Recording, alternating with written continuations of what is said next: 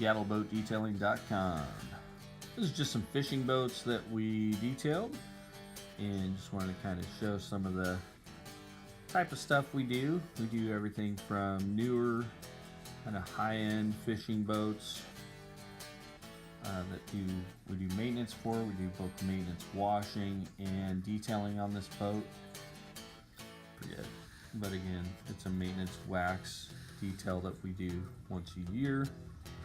This is kind of the machine we use on regular details where there's not, years of oxidation built up.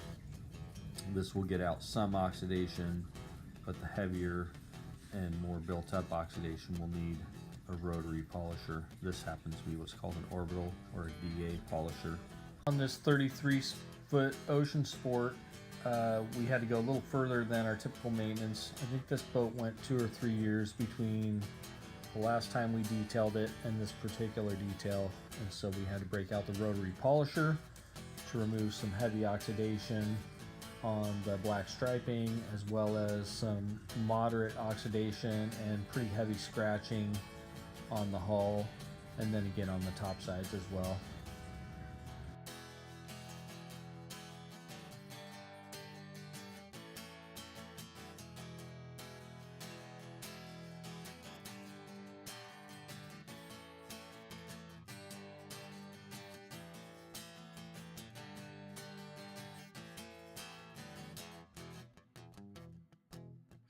And this last boat, I believe, is a 2006 Sea Ranger.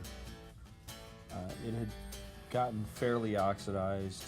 I think it had been at least a couple years since it was detailed, but this was just the after shot. I'll throw a picture up that just shows kind of the level of oxidation that was in this one. There's actually another video that kind of shows before and after that I put together just on this boat, as well as other videos with the other boats that I showed, kind of before and after and during stages in other videos if you want to see those in more depth.